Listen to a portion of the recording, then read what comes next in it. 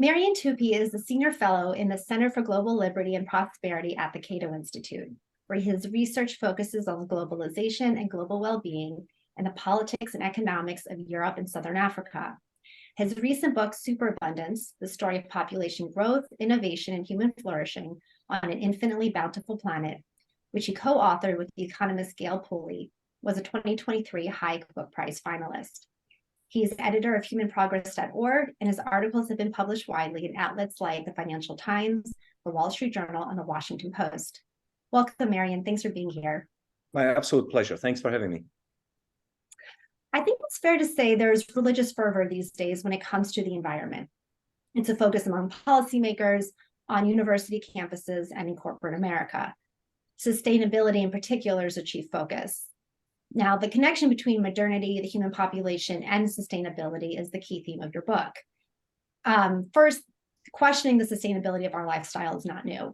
Can you start us off by giving some background on Thomas Malthus and who he was and the context in which he was writing? Sure.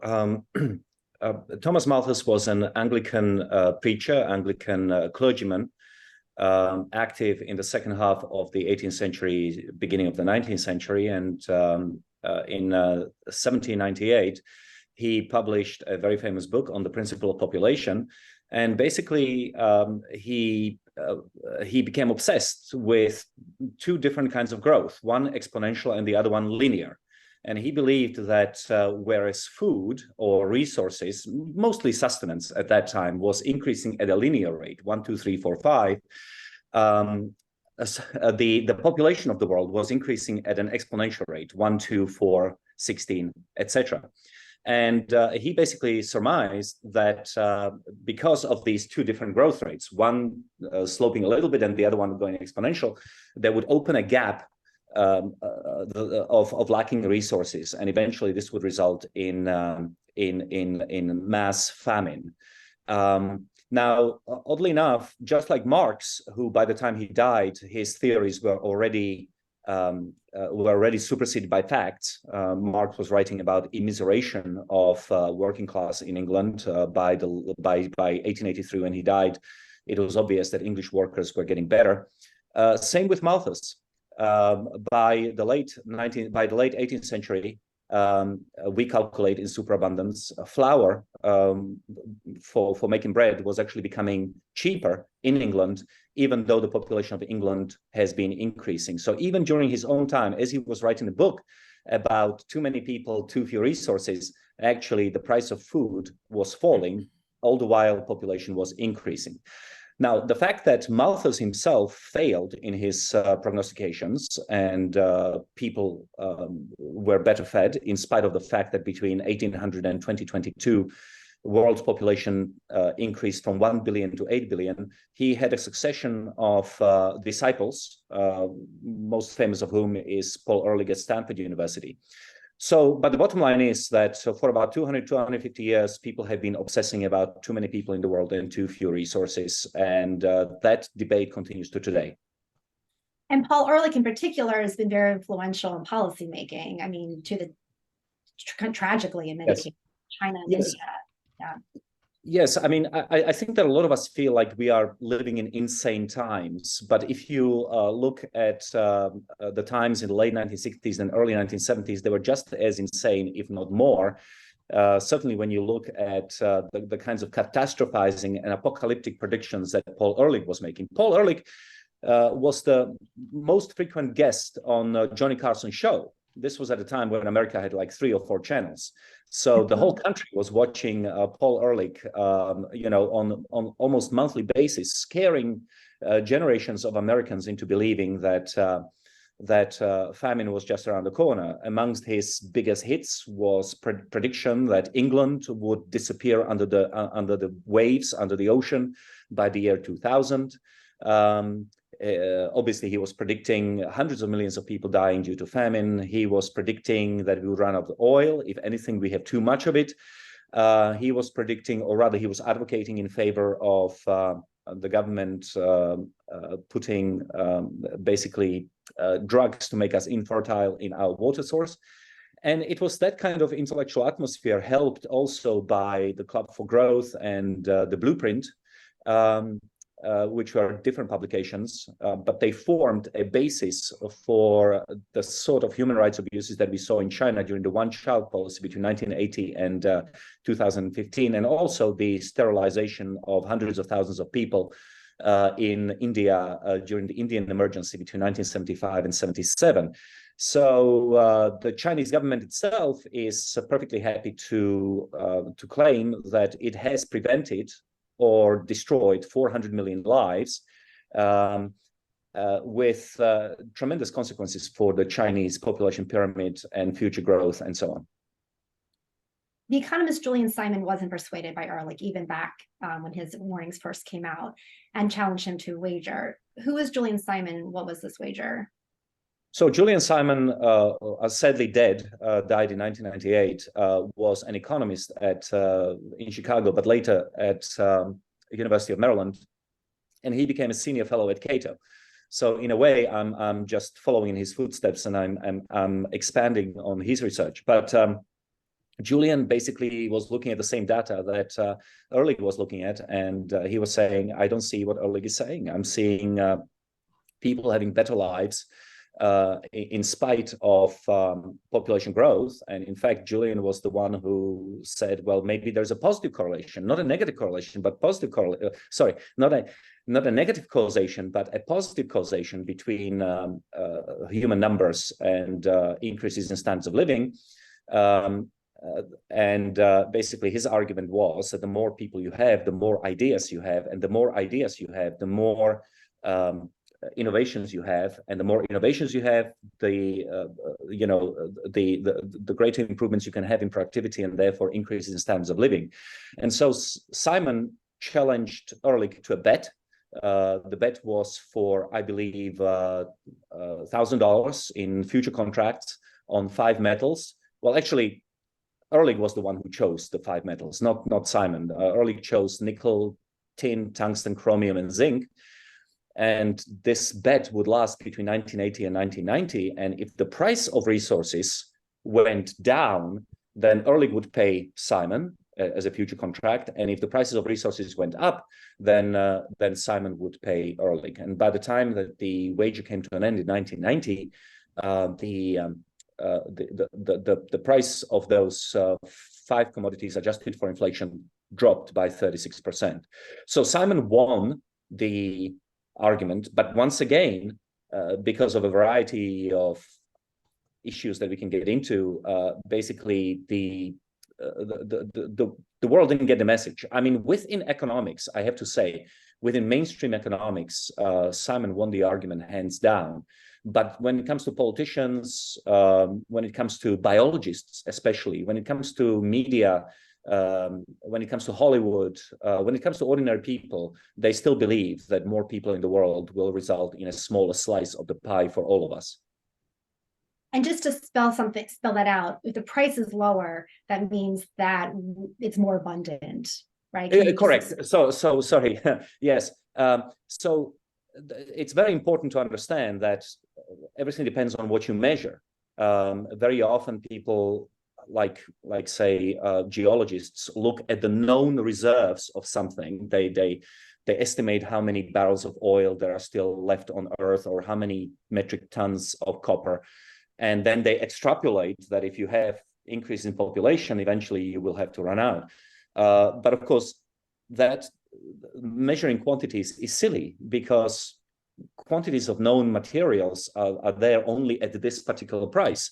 If the price of copper, for example, suddenly shoots up by 200%, people will have a tremendous incentive to go and search for new copper, or alternatively look for substitutes, or recycle, or do all sorts of things.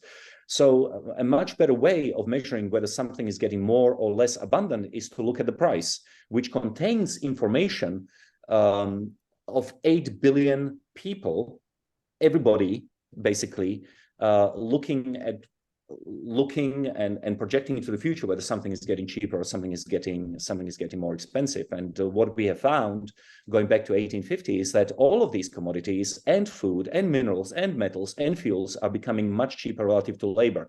So they're becoming more abundant in terms of the dollars that you have in your pocket.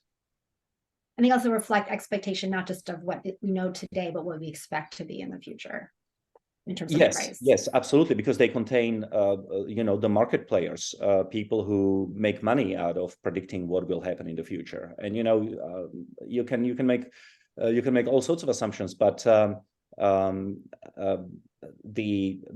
fact is that that the market is telling us that things are cheap and most likely to remain so. So now in Superabundance, let's move to your book. You revisit this Ehrlich Simon wager. Can you explain, and in your revisiting of it, you introduce the notion of time price. So can you first explain what time price is? Right. So Simon and Ehrlich looked at 5 commodities over a period of 10 years. And the moment that the wager was over, Ehrlich said, it doesn't mean anything. I just mistimed myself. I just mistimed the apocalypse. Just like every prophet of doom, end of the world is supposed to happen on Saturday at 2:00. And then you wonder, well, is it Eastern time or is it Pacific time or, whatever. And that's exactly what happened to Ehrlich. He immediately said, no, the apocalypse was just postponed. So what we wanted to do in our book is to take the data as far back as we could, meaning we looked at long-term nominal prices of resources going back to 1850. We couldn't go beyond that. That's as far back as we could. And then we wanted to look at as many commodities as possible. In other words, we really wanted to get as much long-term information as humanly possible. But then we started wondering, well, how are we going to deal with price measurements? I mean, are we, how are we going to adjust for inflation? How are we going to deal with currencies? If you want to look at different countries, and we wanted to look at the world, how do you account for exchange rates? Some currencies which are in use now were not used 150 years ago. They and some of them were discontinued. So what are we going to do?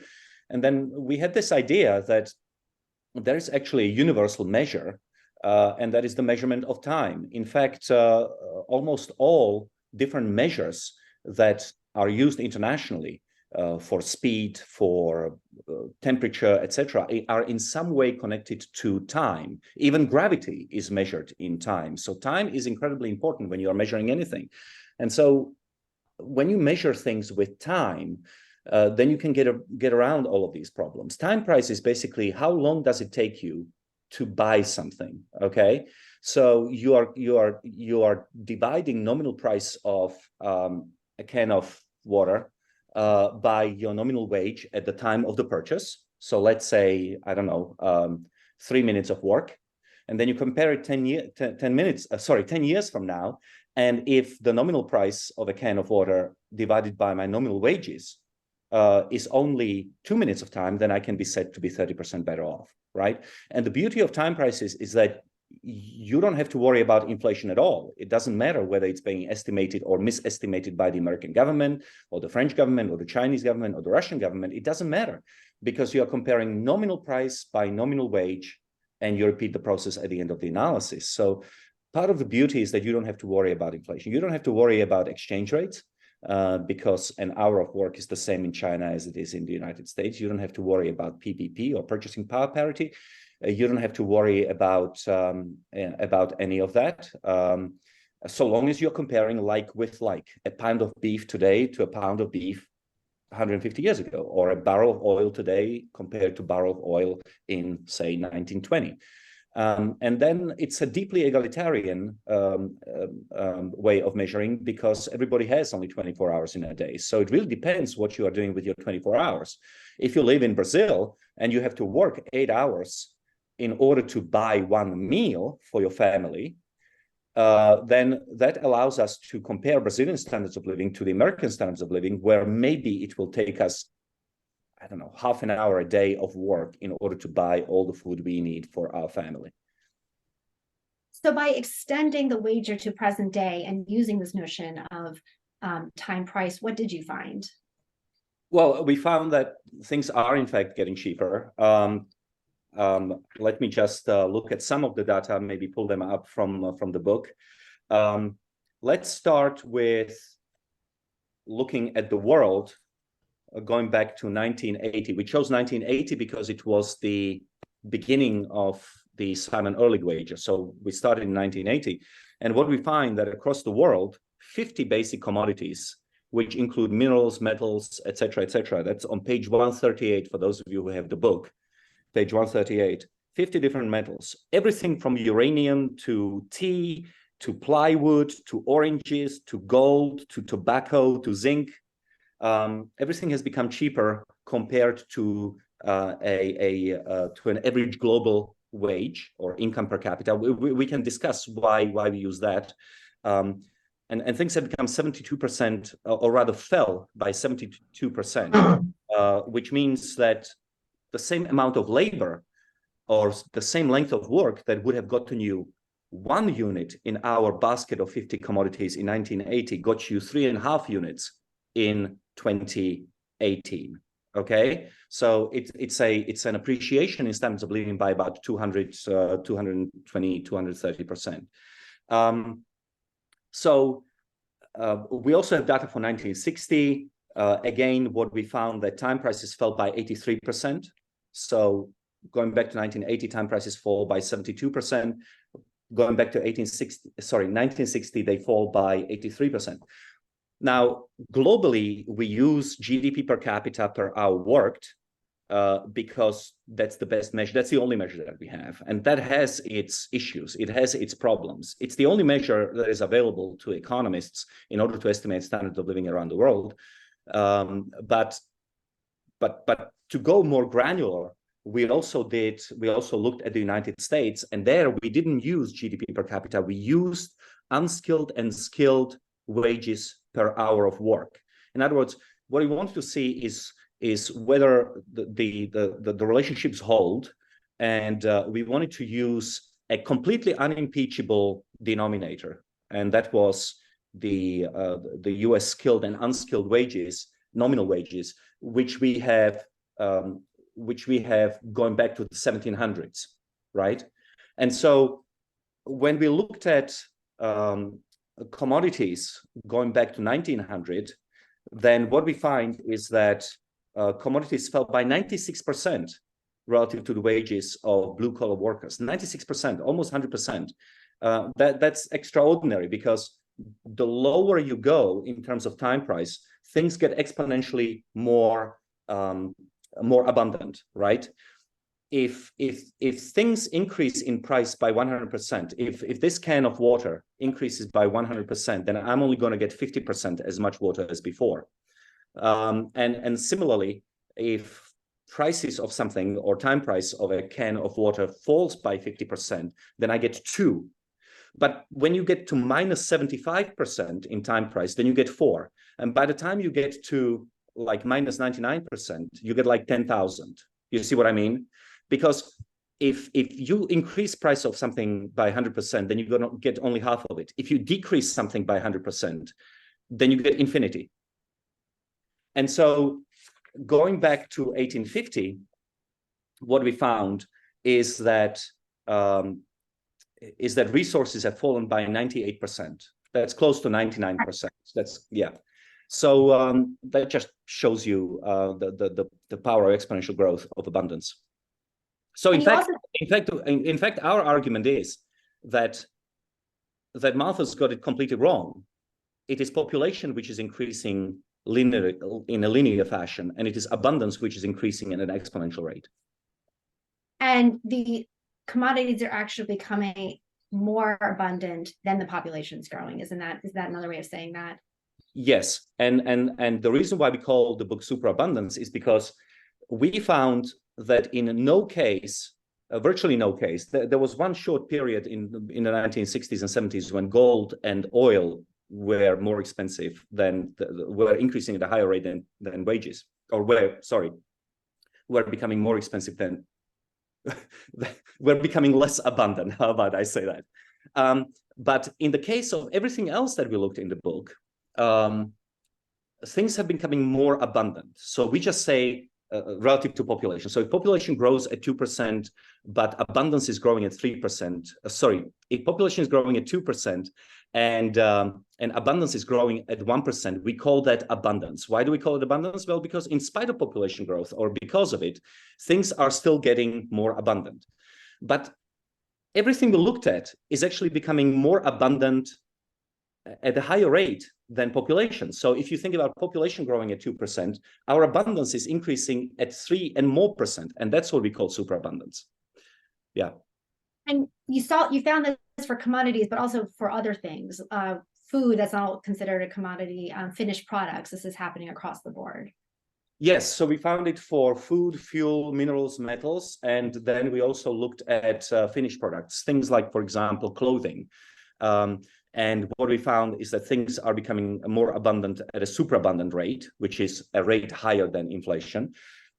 We even looked at cosmetic surgeries, which are becoming more superabundant. Now, why would we look at cosmetic surgeries? Because we know that the most obvious counter-argument to our superabundance notion is that healthcare and education in this country are becoming more expensive. And it's true, right? They are becoming less abundant.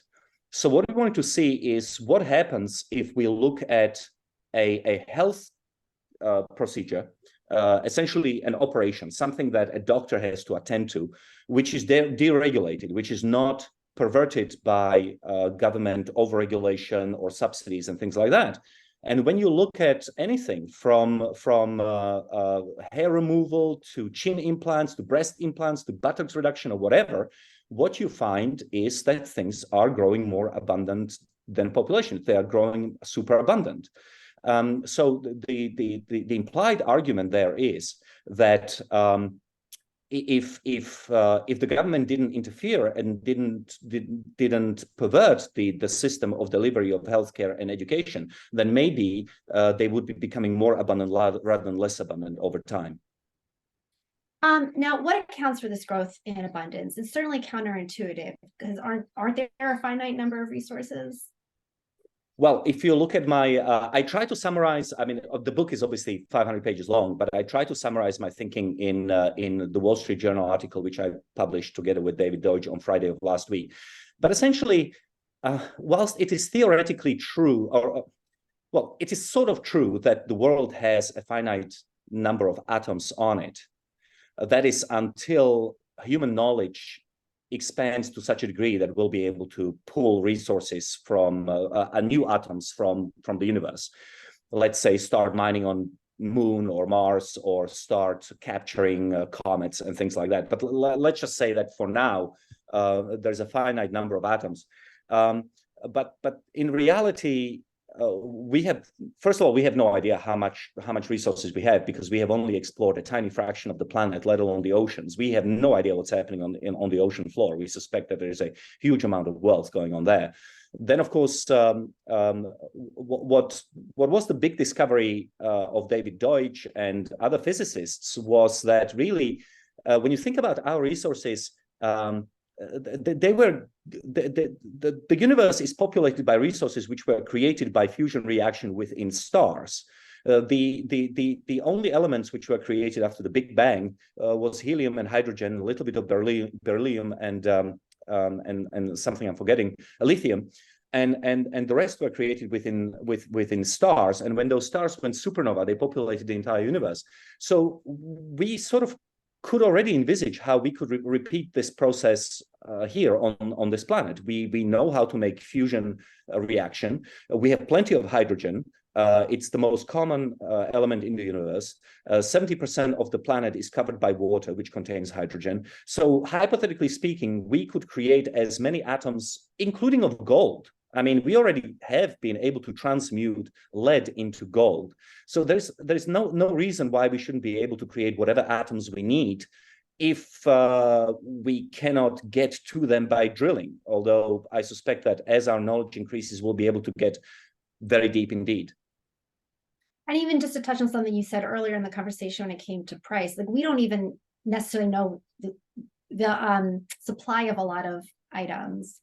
No, and where they all are right now. Yeah. No, and whereas most people will there will be a little bulb that goes off if you say, okay, well, if the price of oil increases by 100%, more people will be incentivized to look for new deposits. Okay, so people sort of get it. What is very difficult for them to understand is the idea of substitution. That you are using something in order to achieve a result, and you could replace it with something else in order to achieve that result. But you don't care what you are using to get to a result. What you care is about the result. So we used to slaughter whales in order to get the spermaceti in their heads, in order to create candles, in order to light our homes. Now we use electricity. Again, we don't care what gives us reading light. We just want the reading light. And so you can get around all sorts of resource bottlenecks that way. People are going crazy over supply of lithium. Well, who says that we'll be needing lithium in 10 or 20 years' time in order to power our electric vehicles? Maybe it will be sodium ion and God knows what other innovations we are going to come up with. I think in that article, the Wall Street Journal article on Friday, you mentioned how smartphones are replacing all sorts of other technologies we used to use that required resources to make, phones and radios and clocks, etc.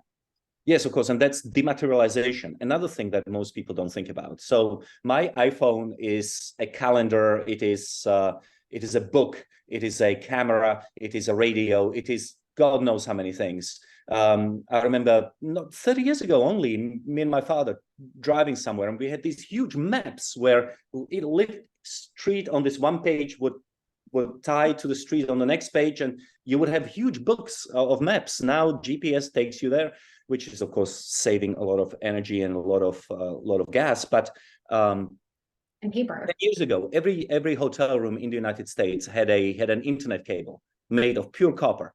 All of that is gone. Now you are signing up to Wi-Fi via without any material whatsoever. It's all it's all in the air. So there you can see a perfect example of dematerialization. So this can all be boiled down to the word innovation, right? That's what gets us to superabundance. And story of population growth and innovation, but we need to distinguish between innovation and sustained innovation. People have always innovated. I mean, the older one, stone tools, are 3 million years old.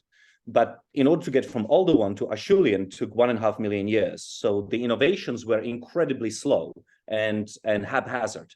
Whereas now, over the last 200 years, we've been innovating like crazy on a daily basis. Innovation is just everywhere. So this is the period of sustained innovation.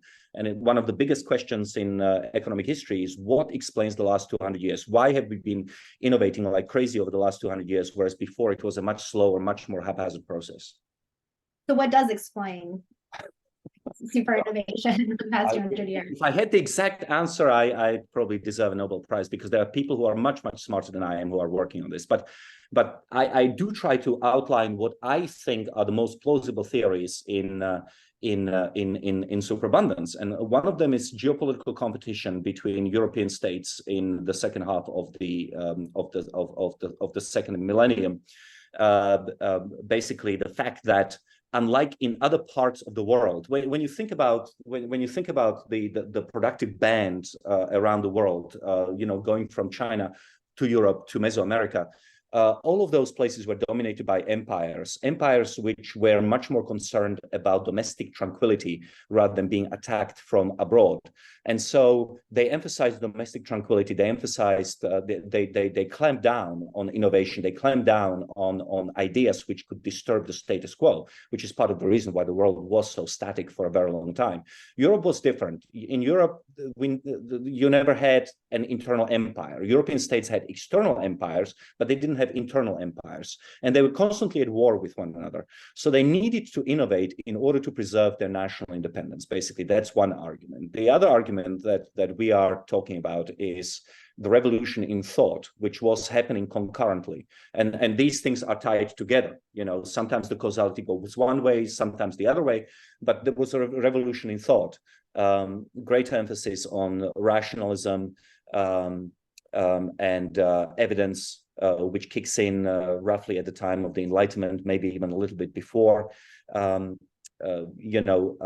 Experimentation, And finally, a change in attitudes toward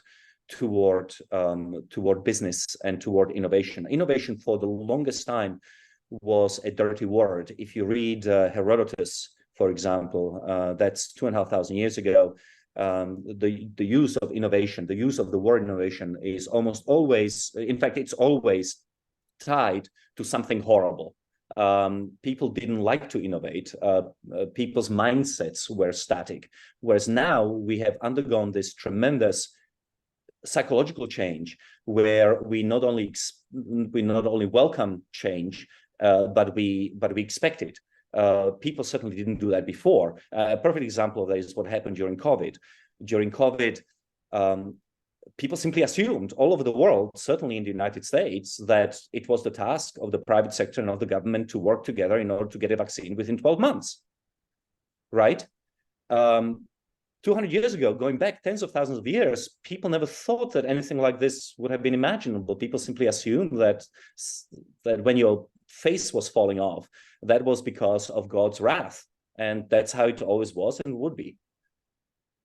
So a lot of what you just touched on can be boiled down to freedom of thought. But the first example you mentioned about the European states in competition with each other, or having to face each other, really boils down to competition. There was which is connected to the market or free market. Why is freedom of thought not enough? Why is competition necessary? Why is the market necessary? Well, the point I was trying to make is that because these European states were at each other's throats all the time, if you displeased your lord, let's say that you are writing something that the French king didn't like, you could escape to Holland, or you could escape to Switzerland. Or if you were a Protestant living in France, like the Huguenots, they simply left for England and the New World and took all that knowledge with them. Jews are, of course, a perfect example of a minority who were persecuted, and then moved around, taking their knowledge with them. So that's what I meant by competition. If you want to, I guess said a different way, just to bring it to today's context. Why is industrial policy not the right solution then? Why not finance scientists to innovate? Is that sufficient, or is there something that a market plays in the innovation process, an important role the market's playing in the innovation process? Well, in terms of the industrial policy, I just don't know how you get around the hierarchian problem with knowledge. Who knows what the American government should be plowing money into? I remember distinctly in 2008 when Barack Obama ran on the plan of green jobs. He was going to create 8 million clean jobs, clean and green jobs, because that's where the future lay. In fact, the biggest boost to economic growth that happened during Obama's presidency was fracking. His presidency got saved and he got reelected because prices of gasoline dropped like a rock once fracking got going. So much for the green jobs. I just don't know who's got the knowledge to decide what Americans should be investing in taxpayers' money. So that's my point. In terms of spending a lot of money on R&D as a government, meaning taxpayers' money, I readily admit that there's a massive gap between people. There's a massive disagreement between people who believe in innovation, who want to expand innovation, who want to increase economic growth. People like me. On the one hand, I listen to people like Terence Keeley, who believes that government shouldn't spend money on R&D, that it is mostly wasted. That the private sector and the market have plenty of incentive to develop best ideas. On the other hand, there are people like Steven Pinker who are basically on our side of the argument, who argue in favor of greater spending on R&D. So I don't really know. Right now, I would say that the people who say that government should be spending more money on R&D is probably winning, but That's probably because we have forgotten some of the lessons of government misuse of money and taxpayers' money over the last, since the big government took off 100 years ago. And the fracking example presumably illustrates that there's an important feedback loop when it comes to the markets in terms of prices and profit seeking is part of that. Yeah, and also the dissemination of knowledge. I mean, so much of this was happening in, trying to go after oil until they realized that they could get more from gas and things like that. I mean, people have plenty of incentives to try to innovate, and I think it's also part of human nature that people strive for new knowledge. One of the arguments that right now is so prevalent is the whole debate over European age of exploration in in the 16th and 17th centuries.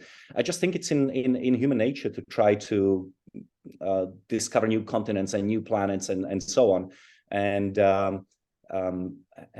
I think that's all for the better. So I have one final question before we call on Manali. Your book is optimistic when it comes to the possibility of human ingenuity and markets to improve living conditions for the world's population.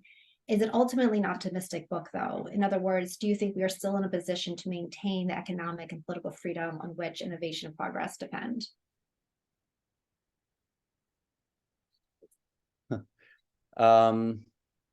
It's getting more difficult, I would say, because because of all the different shocks that have happened to the United States and to the global economy over the last 20 years, clearly, not just liberalism, by that I mean, of course, classical liberalism, but also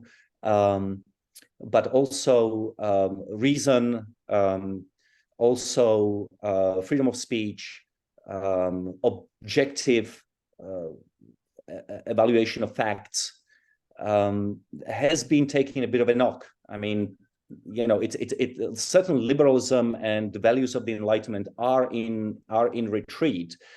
On the other hand, so many smart people, both in the United States and around the world, have embraced the notion that economic growth is actually a good thing because it leads to all the other good things or most of the other good things that you value in life. I mean, if you want better hospitals, you need economic growth. If you need better roads, you need economic growth. Better sanitation, better diet, you need economic growth. And so ultimately, what you always go back to is that we have changed psychologically about how we look at the world. We are no longer prepared to accept stagnation. People expect that 2% economic growth per year and increase in their salaries, whether it's in the United States or in Europe. And even though both economic freedom and liberalism and enlightenment are in retreat, we already see a bit of a backlash coming up. I mean, in Europe, for example, already parties which have embraced degrowth and overregulation are being replaced by parties that want to deregulate. Only a couple of weeks ago in the European Parliament, the very center of conventional wisdom and green religion, the European People's, whatever it is, the center-right grouping, which has always embraced every last green fad, has completely flipped on a coin and have voted against the new proposal for even more stringent green policies. So I think the backlash may well come, and we may rediscover a taste for growth once more. Well, it is optimistic. But that can someone please spotlight Manali so he can come on the screen to ask his questions. Hi, Marian. Thanks for the discussion. Really great book. I enjoyed a lot of the ideas that you discussed. You've already discussed this particular issue I'm going to ask about to some degree.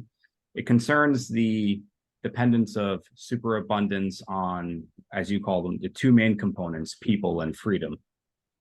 And you acknowledge in your book that freedom is essential insofar as a population increase in countries that are, for example, dominated by extractive economic and political institutions. You give the example of Maoist China or licensed Raj India, are highly unlikely to produce large abundance gains, possibly even no abundance gains.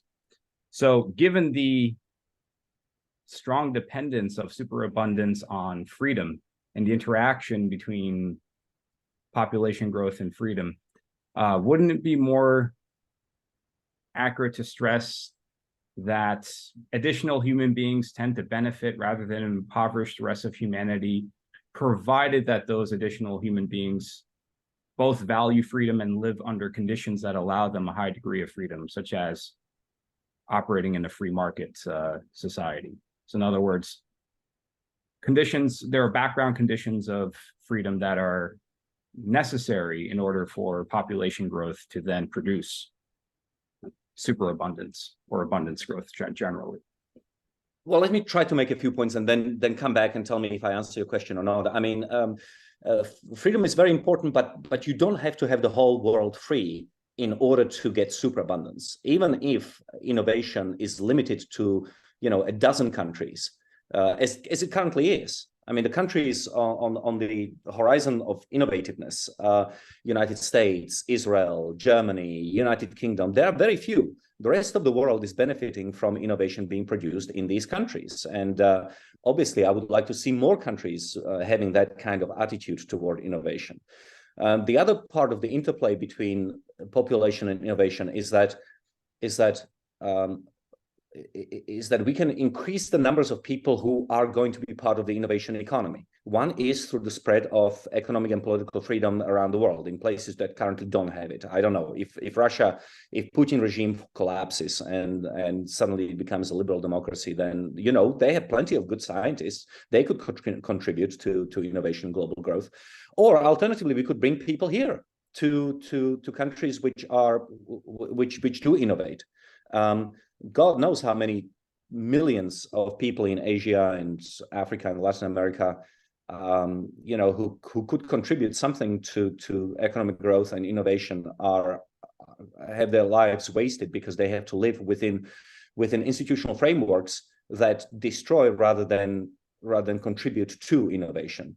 So definitely we have some work to do in immigration, and it's a sensitive subject. I'm an immigrant to America, so I don't want to tell Americans what to do, native born Americans, but it seems to me that at the very least, high-skilled immigration is much less contentious of an issue here in the United States than low-skilled immigration. So maybe that's where you start.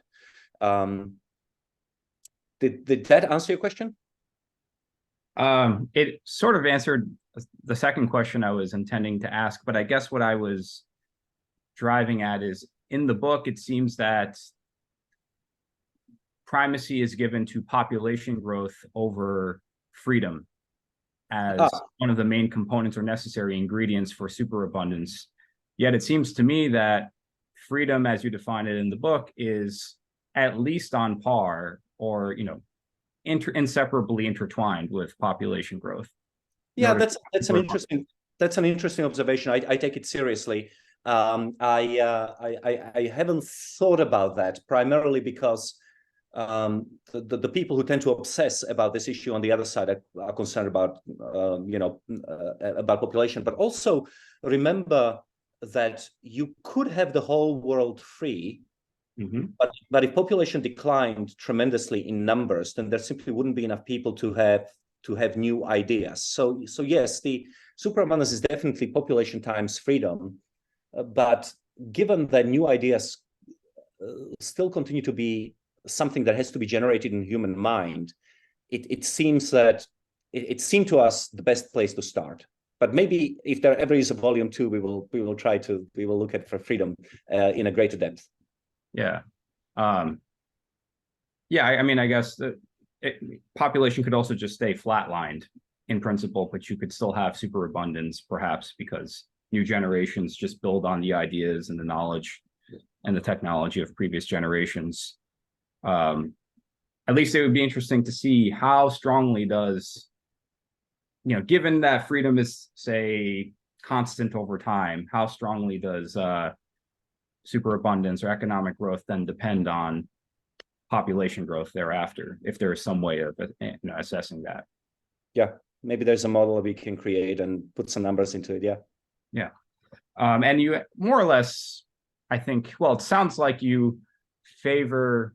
So the second question I was going to ask concerns what you think the implications are of your arguments for U.S. immigration policy, and it sounded like you lean more towards something like an immigration policy that selects for high-skilled immigrants from certain countries around the world, as opposed to a virtually open borders type immigration policy that allows people with all skill levels from all countries around the world to immigrate here illegally. So that, in other words, I wouldn't have thought. I mean, even on my best day as a libertarian, I wouldn't want to have open borders without security checks and a proper process. I would still want people to enter through legal channels and have background checks and all sorts of other things. Yeah. I don't think that libertarianism is a suicide pact that we should be letting into the country people who shouldn't be here. I have a tremendous amount of sympathy for poor people. I was in Brazil in April, so tremendous amount of poverty and the people desperate to come to the United States. It's very difficult to tell them don't come, even if they don't have skills. So I am very, very much sort of like pro that sort of thing.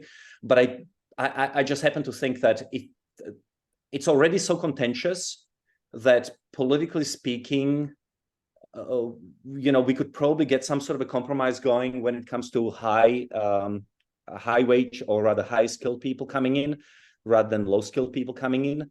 Right now, the high skilled immigration process, too few. Look, I was just talking to my doctor 2 weeks ago. Nothing wrong with me, but we were having a discussion about how many doctors are retiring and how wait times to see a doctor are extending. Well, what prevents us from saying that anybody who has graduated from the top 500 medical schools in the world, or top 100, can come and live in the United States? You cross the border, you get a green card, start working here. The world is full of people who could make a contribution and could make this country better if we just let them come and work here. Yeah. So that's a very long way of saying that. Basically, I think that we are much more likely to get a political consensus around high-skilled immigration than low-skilled immigration. And gotcha. Molly, do you want to go with one more question before we open it up to audience? Great. Yeah. So this will be the guess the last question is a bit technical, but I'll try to make it as brief as I can. I think you make a good conceptual case for time prices being superior to nominal and real prices as an indicator of abundance growth.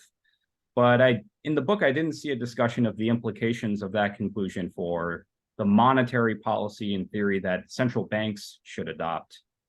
But it seems to me that your arguments imply that the best monetary policy for a central bank would be one that stabilizes and maximizes the rate of reduction of time prices.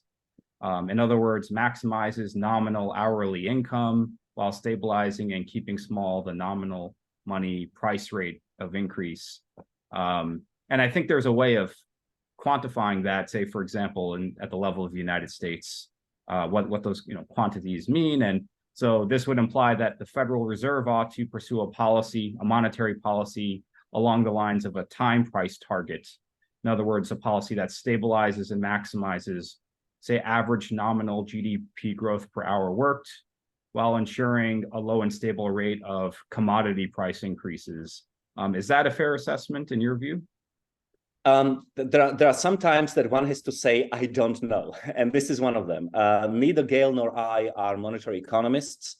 And that's not what we've been thinking about. Certainly, government policy, in our view, should optimize economic growth that is compatible with freedom. I don't think that growth is. I'm pro-growth so long as it's compatible with freedom. We don't want to enslave everybody in the United States in order to generate the greatest amount of growth, right?